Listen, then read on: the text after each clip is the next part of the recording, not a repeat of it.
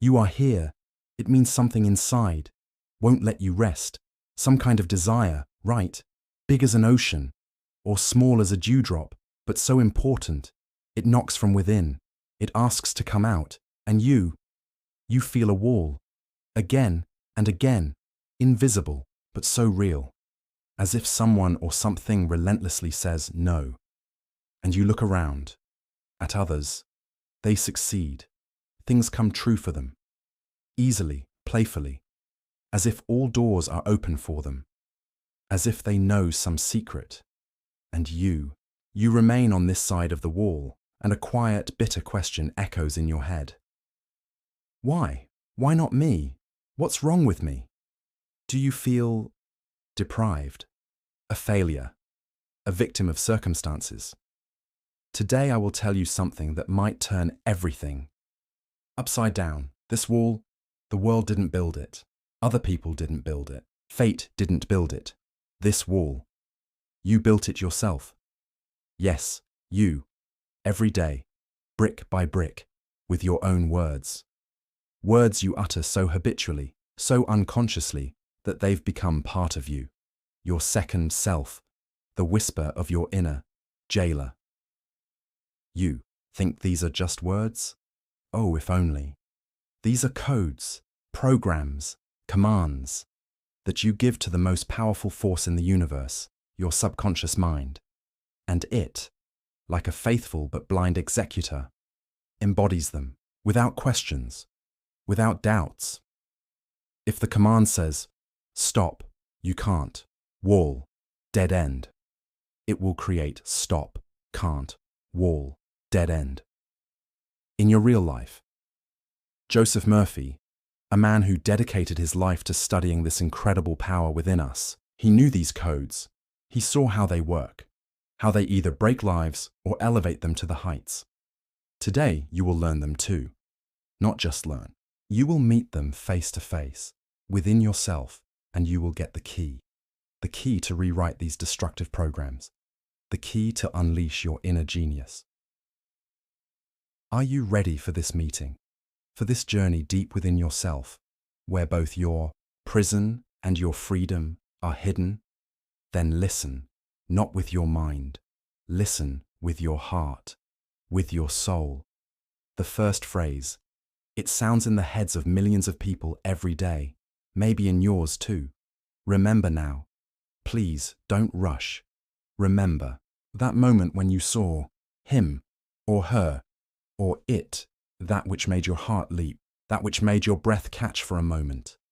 It could have been a thing radiating beauty, a trip to a place you dreamed of at night, knowledge, a book, a course that promised to open new horizons. Feel again that first, pure, childlike impulse. I want it! That wave of energy, of anticipation. And now, what happened next? What thought?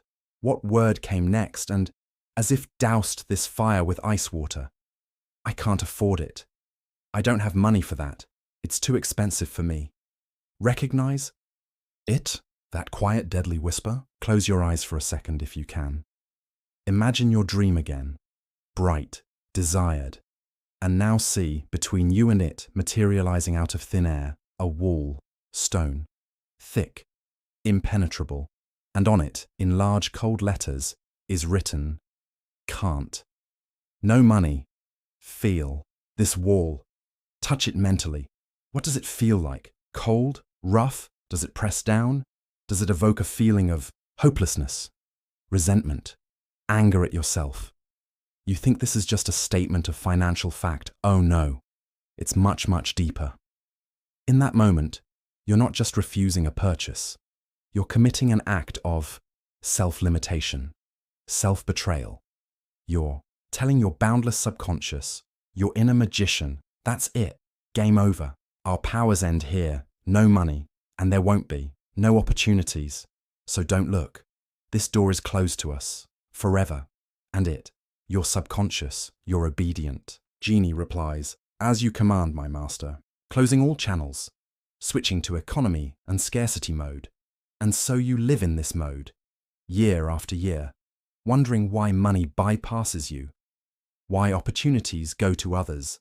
And it's all because you yourself, with your words, have branded your soul, your life, poor, limited, unworthy of abundance.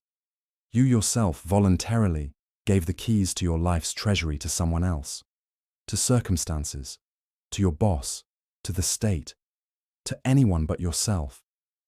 Now imagine that in that very moment when this poisonous can't is ready to slip off your tongue, you take a breath, exhale, and instead, you ask yourself a completely different question. A question that hacks this program of scarcity. A question that awakens your sleeping genius. But how? How can I afford it? What do I need to do for this to become mine? What opportunities am I not seeing yet? Feel the difference. Right now, can't is a period, a wall, the death of desire. How can I is an ellipsis, a door, the beginning of a journey. Do you feel something changing inside? How lightness appears instead of heaviness, excitement instead of despondency. This is your true power awakening, the power of the Creator. Joseph Murphy said, "Poverty is a mental disease. Harsh, yes, but true. It's a disease of the mind, accustomed to thinking in categories of lack. But any disease can be cured. Any program can be rewritten. Start right now.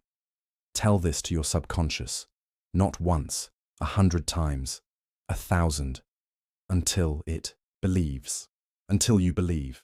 My world is full of abundance. The universe is generous and I am its beloved child. Money flows to me easily and freely, from expected and unexpected sources, in the right amount, at the right time, to meet all my true needs and desires. I always find ways to obtain what is truly important for my growth, happiness, and well-being. I'm open and grateful for the flow of abundance in my life. Say it, breathe it, become it, and watch as your inner walls begin to crumble, as opportunities, ideas, people begin to appear. Your world is waiting for your permission to become abundant. Give it that permission. The second phrase, it's quieter, more insidious. It poisons not the material, but faith itself in good things. Remember, has this happened to you? When suddenly, like a gift from heaven, something incredible comes into your life. An opportunity you didn't dare dream of. A person who seems to be the embodiment of your most secret dreams. An event that promises to change everything for the better.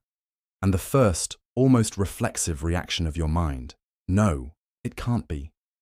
This is too good to be true. Something's about to happen and ruin everything. I must be dreaming, or this is some kind of prank. I definitely don't deserve this. This inner voice, is it familiar to you? This cynic, this skeptic, who lives inside and is ready at any moment to devalue, vulgarize, destroy hope. It's as if he stands guard over your unhappiness, your habitual greyness. He's afraid of bright light. He's afraid of change. He's afraid that if you believe in something good, and it doesn't come true, it will hurt even more. Where did he come from, this guardian of your despondency? Maybe from past experience. Once you were really badly hurt, deceived, betrayed, and you decided, never again. Better not to believe, not to hope, so it won't hurt so much again.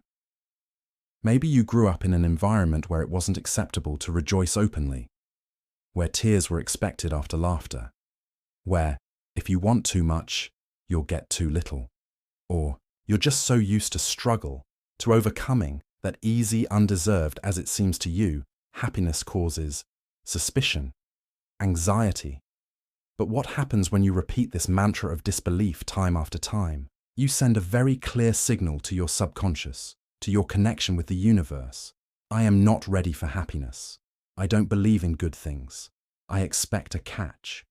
And the universe, respecting your choice, and for it, your thoughts are your choice, says, okay, as you wish, and luck passes by. Opportunities dissolve into thin air. Wonderful people disappear from your horizon because you yourself pushed them away. With your fear, with your distrust, with your inner program, I am unworthy of easy happiness. And now, imagine for a moment that this is not an illusion, not a deception, not a trap, but truly a gift, personally for you, from life, from the universe, from God. Call it what you will, simply because you exist, simply because you deserve it. By birthright, imagine that life really wants to make you happy, and you just don't get in its way. Joseph Murphy wrote, "What you fear tends to happen. What you believe and expect with confidence also." So what do you choose to believe in? A catch or a miracle? It's time to rewrite this program of self-sabotage. Tell it to your heart, to your subconscious, to your entire being. I am the embodiment of joy, love, and light. I gratefully and with an open heart accept all gifts, miracles, and blessings that life generously sends me every day. I trust the flow of life. I know that I am worthy of all the best, the brightest, the most beautiful.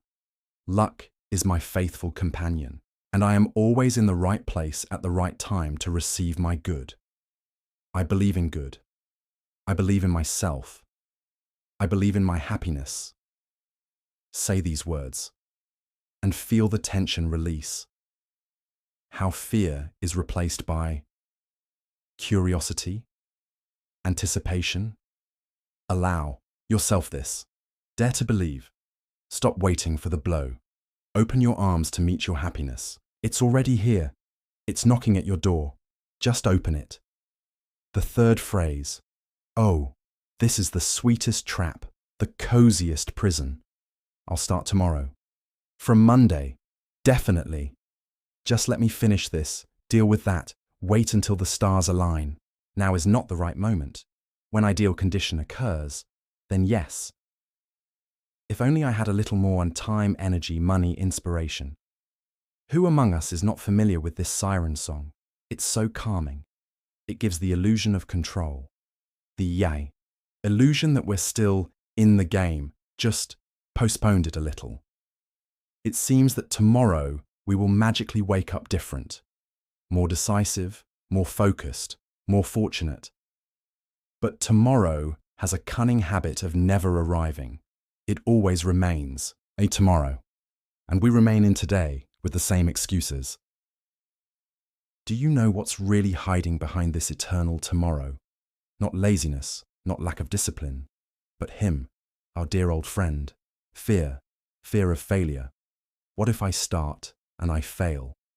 It will be embarrassing, painful, better not to try. Fear of success. What if I succeed? Then my life will change. I'll have to leave my comfort zone. And that's so scary, so unfamiliar. Fear of judgment. What will others think if I do this?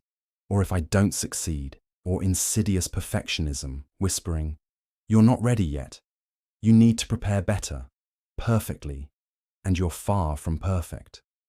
And what does your subconscious, this executive mechanism, hear? It hears, "It's not important. It's not urgent. It can wait." And it doesn't give you energy, doesn't mobilize your hidden resources, doesn't create the right circumstances. Your dream, your great endeavor, your destiny, all of it is gathering dust in the land of someday, in a land that doesn't exist on the map of your life. And you turn into a perpetual postponer, a champion of procrastination, and life passes by. Your real, vibrant, fulfilling life. Are you waiting for the perfect moment? But it won't come. Never. The perfect moment is a myth, invented by fear. There is only one real moment. Only one. It is now. And every time you say tomorrow, you kill your now. You steal this precious, unique moment from yourself. You betray your dream. And now, imagine that you stop waiting. Stop postponing. That you tell your fear, "Thank you, I hear you, but I'm going to do it anyway." That you tell your subconscious, "The time has come. Let's act, now." Joseph Murphy taught, "Thought without action is just daydreaming." For a dream to become reality, action is needed. Even the smallest, even imperfect. But action. It's time to give your subconscious a new command. Powerful, irrevocable. The only moment for action is now. I act with joy, determination, and inspiration. Every step I take, even the smallest, is filled with power and brings me closer to my great goal. I have everything I need: time, energy, wisdom, resources, to start right now and move forward successfully. I am the master of my time, my decisions, and my destiny. Feel this energy, this readiness. Don't wait for Monday. Don't wait for the new year. Don't wait for a sign from above. The sign is your decision. Do something. Write today, in the next hour. Write the first sentence. Make one call. Spend 5 minutes on what you've been putting off for so long. This small step, it's like a spark. It will ignite a fire in your subconscious, and you will see miracles begin to happen. How strength appears, how doors open. Stop living in tomorrow. Start living today. Your dream is waiting. The fourth phrase. It may not be as obvious as others. It can hide deep, deep down. But if it's there, it poisons everything, like a drop of poison in a barrel of honey. I don't deserve this. I'm not good enough for this. Who am I to claim this?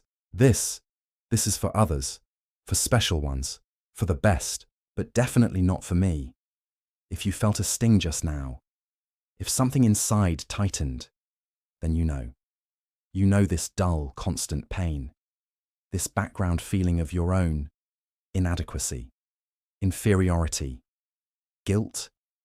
It can masquerade as modesty, as common sense, as an objective assessment of oneself. But it is a lie. The most terrible lie you can tell yourself, because it is a direct denial of your divine essence, your unique value. If you yourself, in the very depths of your being, do not believe that you are worthy of happiness, of love, of success, of health, of abundance, simply of a good life, then how, tell me, how can your subconscious, your faithful servant, give it to you? It is created to fulfill your deepest beliefs. And if your deepest belief is, "I don't deserve it," it will, with incredible precision, create situations that confirm this. It will attract people who will devalue you. It will sabotage your successes at the last moment. It will whisper to you, "See, I told you. This is not for you. You messed everything up again." This is a slow, painful suicide of the soul, committed by yourself. Where does this come from in you? Maybe it's an echo from distant childhood, the voices of parents, teachers, who, too often criticized, compared you unfavorably, made you earn love and acceptance. Maybe it's the burden of past mistakes for which you could never forgive yourself. And now you carry this punishment within you, believing you have no right to joy. Maybe you just once believed someone's evil, envious words, and that word took root in your soul. But I want you to hear now what Joseph Murphy said, and what life itself says. You are worthy. You are worthy of all the best, the brightest, the most beautiful, simply by your birthright. You came into this world not to suffer, to prove, to beg for crumbs of happiness.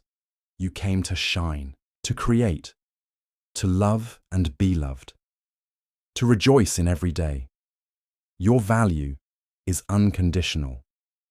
It does not depend on your achievements, on your status, on the opinions of other people. It simply is, like the sun, like the sky, like life itself, and now, dare to tell yourself the truth. The truth that your inner critic has suppressed for so long. Tell it to your heart, to your subconscious, to every cell of your being. I am a pure, perfect, beloved child of the universe. I love and fully accept myself as I am, with all my talents, peculiarities, and so-called imperfections. My value is absolute and unshakable. I am worthy of boundless love, immeasurable happiness, radiant health, endless abundance, and the full unfolding of my divine potential, simply because I exist. I joyfully and gratefully open myself to the flow of all blessings that life has prepared for me. I deserve the fulfillment of all my most cherished and bold desires. Repeat this, not as a mantra, but as a prayer, as a declaration of love to yourself. Look at yourself in the mirror when you say this. Look into your eyes, into your very soul. It will be difficult at first. The voice of doubt will scream. Shame will rear its head. But don't give up. Continue, gently, persistently, with faith, and one day you will feel it. How the ice in your soul begins to melt. How the wings you kept folded for so long unfold. How love returns to yourself, to life.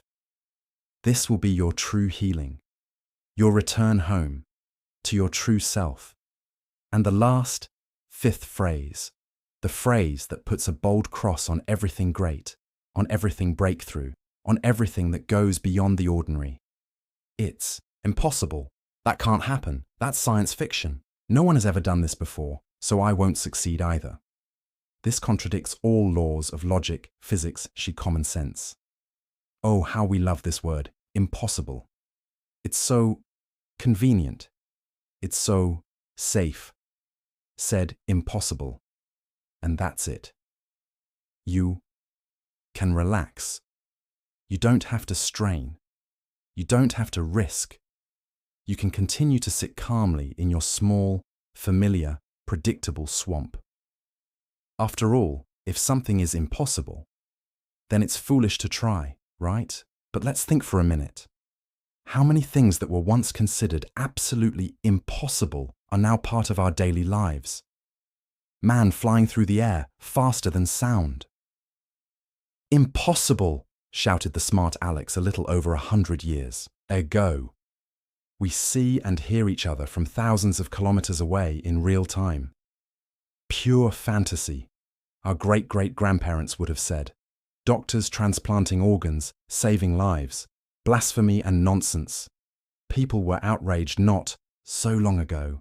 The entire history of human progress is the history of overcoming the word impossible. It's the story of people who dared to dream of what seemed madness to others, and who believed in their dream more strongly than in the limitations of common sense.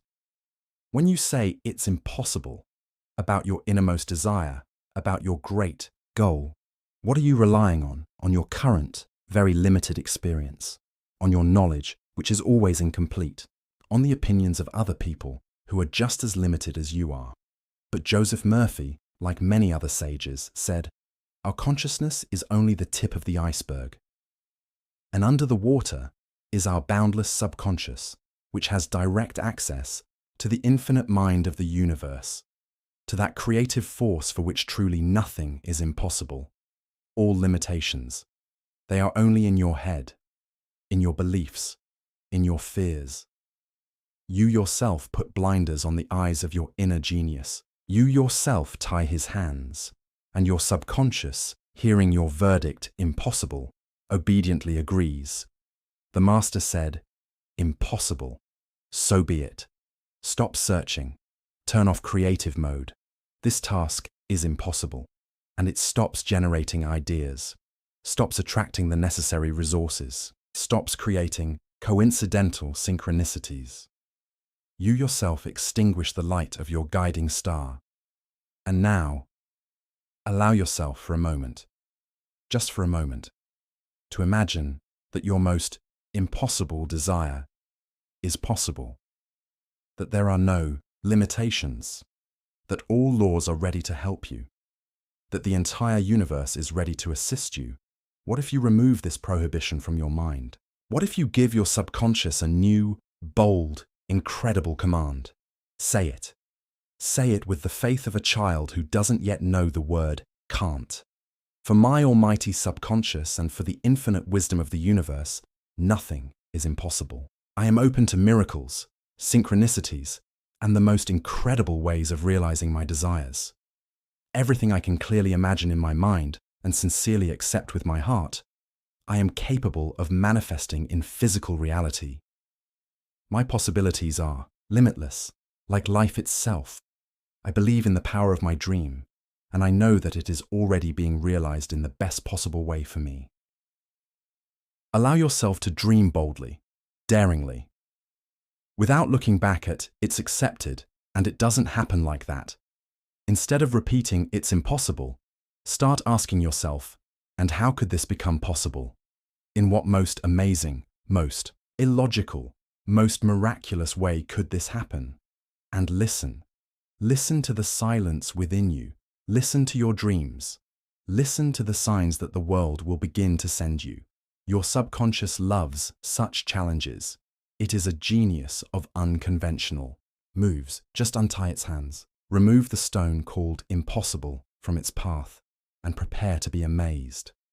You've been through this. You've met the 5 main jailers of your consciousness. You've recognized them. You've felt their poison, and you've received the antidote. New words, new programs that carry light, strength, and freedom. But how to make sure that these new seeds are not just thrown into the soil of your subconscious, but sprout, take root, and bear fruit. Joseph Murphy left us simple, yet incredibly powerful keys, and they are now in your hands. First, repetition is the mother of learning and reprogramming. Your subconscious is a garden. Old, poisonous weeds, your blocking phrases, have grown there for many years. For beautiful flowers and mighty trees, your new creative programs, to grow in their place, they need to be planted and watered every day. In the morning, as soon as you open your eyes, and in the evening, before you fall asleep. This is the golden time when the subconscious is most receptive, but also during the day, as soon as you catch yourself thinking an old, destructive thought, immediately, consciously replace it with a new one, with love, with patience, with persistence. Second, feeling, emotion, fire of the soul. Simply mechanically muttering words is like knocking on a closed door. The subconscious hardly hears empty words. It responds to the language of feelings. When you pronounce your new program, don't just say it. Live it. If you say, "I am successful and rich," feel that wave of joy, confidence, freedom, gratitude, as if it is already your reality. If you say, "I am perfectly healthy," feel that vibration of strength, energy, vitality in every cell of your body. Your emotions are the magic elixir that animates your words and makes them all powerful. Third, faith, unwavering, expectation, joyful. You must believe, not just hope. Maybe it will work out, but no, it is so. It already is. It is already happening. If a little worm of doubt lives inside you, it will undermine the power of your words. Cultivate your faith. Start small, get small confirmations, and your faith will grow stronger every day. And expect the fulfillment of your desire. Not with fear and tension, but with the light, joyful confidence of a child who knows that Santa Claus, or the universe, will definitely bring him a gift. Fourth, visualization, the movie of your dream. The subconscious thinks in images. It loves bright, vivid pictures. When you work with your new program, don't just say it, see it. Create in your imagination a detailed, colorful, multi-dimensional movie of how your desire has already come true. See yourself in the leading role. Hear the sounds, feel the smells, experience the emotions. The more vivid and real your inner movie is, the more powerful the signal to your subconscious will be. Fifth, gratitude, The key to all doors: be grateful. Right now, for what you have, for the air you breathe, for the sun that shines, for this very moment, and in advance, for the fact that your desire is already being fulfilled, is already coming to you. Gratitude is the highest vibration. It is a magnet for miracles. It opens all locks and multiplies all blessings. Sixth, act as if.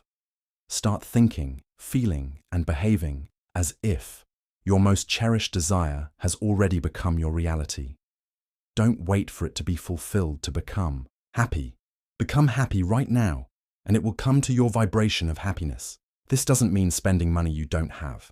It means radiating that energy, that confidence, that joy that you will experience when your dream materializes.